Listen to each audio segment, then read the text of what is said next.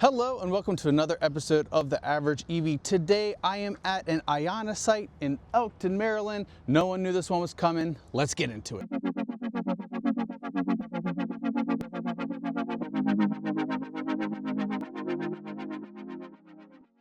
That's right, everybody. I'm here at this new IONNA site in Elkton, Maryland. No one heard about it. Walter said something about it opening, and then IONNA posted it was opening, and I was like, I didn't know that was coming. And here we are. We have running HYC 400s with IONNA branding. So today I'm going to show you around this site, and we're going to talk a little bit about this kind of mass push IONNA had at the end of the new year. So let's go ahead, turn the camera around, and check this site out. All right, everybody, so to say that this site is new is really an understatement. It is still an active construction site. We've got excavators, we've got retaining walls that still don't have backfill in there. It is really wild, this site right now, but you know what? It's open and it is available for people to use. IONNA has always said that they are going to prefer to get the sites open than to wait for everything to be in place, and that is true here. Actually, I'm going to plug in. Let's do that first. I have plug and charge, so I'm not taking up a spot, and I actually do need to charge. And I'm going to plug in. I'm sharing. I got to use my hands. Sometimes to get the arm going, you got to use your hand. But oh my word, everybody. Yep, there we go. Everything's easier with two hands. We're plugged in. This charge is going to get activated here soon. There it is, preparing to charge. 39 cents per kilowatt hour. I'm sharing with an iX. They just got it, looks like. Looking good. The iX3 coming out soon looks really nice as well. All right, so we are charging. Really not expecting much here. I'm at 40% state of charge, but I do need a charge to get back home. We're ramping up. We're at 40. It might like peak at 150 and then pop back down to maybe 120-ish. We'll see.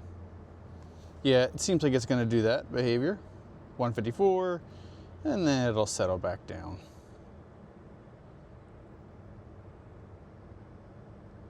Or not. Okay, well, I'll take that for sure. Well, anyways, let's go ahead and look at the site.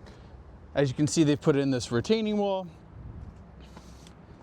Some big holes back here where they were digging. I'm not sure if they're going to put a canopy here, but that would be nice. You can see that they've got lighting, and they've got lighting there, which is going to be nice as well. Over there is the transformer for the site. Got a Silverado EV charging. Actually, they're not charging, they're just parked there. Maybe it's one of the contractors. And then we've got 1, 2, 3, 4, 5 units, so 10 can charge in total here. And we did, as is expected, everybody back down to 134 kilowatts. So there is that. And as you can see, everybody, this is an active charging site. They do have that one turned off, so the red's off because obviously there is a fence there and they're not done putting the retaining wall in, but they do have this one active, which is great. And I'm sure once they get all the construction work done over here, that this one will be active for use, and that is one of the NACS plugs as well. All right, everybody, so this is in fact a really, really nice location, especially once it gets finished, it'll be great. And it's nice that they give you the power so that you can charge here now, even though the site's not complete, which is, I think, probably a good move because the more charging in the US, the better. Now, this site is located on a relatively busy charging exit now. So exit 109, I'm pretty sure that's which one it is. There are now 3 spots you can stop to charge your EV. So you can either stop at the Pilot Flying J, which has the Pilot Flying J EVgo GM thing. There's 8 places you can charge there on those 350 kilowatt units. Down the road, you can go to the Travel Centers of America with the BP Pulse that has 12 places you can charge. And now you can come down. This one's actually a little bit further from the BP Pulse, maybe like a quarter of a mile, something like that, at a Wawa, which is a wonderful location, and it has 10 handles you can use to charge. Again, these max out at 400 kilowatts. So if you have a car, it can charge up to 400 kilowatts, maybe the Gravity or something like that.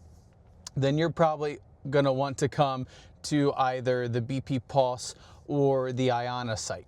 So you can, they're in the same direction, and you know, get the full speed that you would want.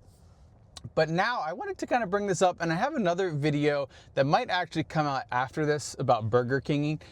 But now you've got options, and now price is gonna start to matter. Here at this IONNA site is 39 cents per kilowatt hour. That price might not stay the same, but right now when you're shopping across the 3 charging providers on this exit, where you have the Pilot Flying J, where it's 53 cents per kilowatt hour.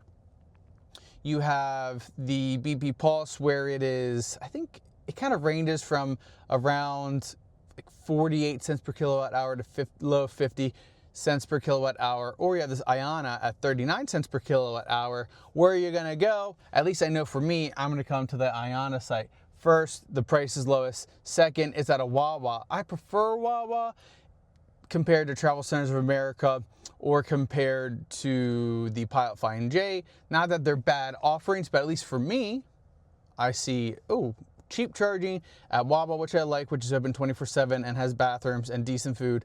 I'm gonna go to the Wawa, I'm gonna go to the IONNA. So we've got options, and options are always great, and it'll be interesting over time to see our Pilot Flying J and Travel Centers of America, the BP Pulse, are they gonna have to adjust their pricing because IONNA's in here at a lower price point?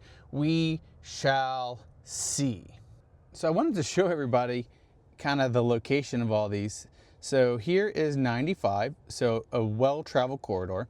Here is that Pilot Flying J. Right now there is in fact one car charging. And then down here we have the BP Pulse. And in fact, there were no people there charging, so that is accurate. And then here is the IONNA site that we're at right now, and it says 6 out of 8, and in fact, there's 6 out of 8. And since there are supposed to be 10, they have the 2 taken off, which is awesome, so that at least things are accurate. So when you're, planning your route, or the route planner is trying to plan the route for you, it knows what the actual availability and how many chargers are there on site. So that's just crazy to think that really 1 year ago, none of these chargers existed, and now you can come here to this site, to this exit, and there are 30 options for charging. So just really wonderful. It's crazy to see how charging has changed over time and how easy it's becoming to travel long distance with an electric vehicle. So real quick, I want to talk about the end of the year and the growth of IONNA. First off, a couple weeks ago, they had invited some YouTubers and other EV journalists down to their headquarters. I was invited, wasn't able to attend, but everyone who went there did a lot of really great coverage. Thanks again, IONNA, for the invite. Sorry I couldn't make it. Just with teaching, it's tough sometimes. So anyways, you had those people there. We kind of learned that they were around the 50-ish site open mark. And then now, well, we're after the new year now, but the New Year's Day, New Year's Eve arrived, end of the year, and they ended up being at 82 to 85 sites. I saw a couple of different numbers from different places, but around 82 to 85 sites open, which is majorly impressive. Now, they wanted to reach their goal of 100 sites, 1,000 ports. They didn't quite get it, but I have a feeling if they thought they could do it, that they likely will pretty soon. We'll see what happens with that, and I'm sure they'll make a big deal about it when that does occur. But anyways, just massively impressive. And now they were pretty close to doing what they wanted to do. What's going to happen next? And I feel like we're going to see even more growth, exponential growth for IONNA. We know they have all those contracted sites. They just got to get them open, and they're going to have, I think, a really impressive year, if not couple of years. So that's all I wanted to say about that. Really impressive what IONNA has done, and it seems like they are walking the walk, talking the talk, and can't wait to see what happens in the future. All right, everybody, charging is all done. See how the session went. There we go. Just here for 23 minutes, 40 to 79%, 15 bucks. There it is, nice flat curve. At least for the Equinox. And you got a higher state of charge and the battery's pretty warm. So that's great. And the price again was 39 cents per kilowatt hour. Now we're gonna unplug. Unplug, easy, plug in, click, done. And another great experience here at an IONNA site. All right, everybody, so that's all I have today. This is an awesome site that IONNA has put here in Wawa for people traveling along the I-95 corridor to use when they're traveling, or even if they're local to the Elkton area. So thanks again for watching. If you haven't already, please remember to give a like, a subscribe, hit that notification bell, and I'll catch you all next time.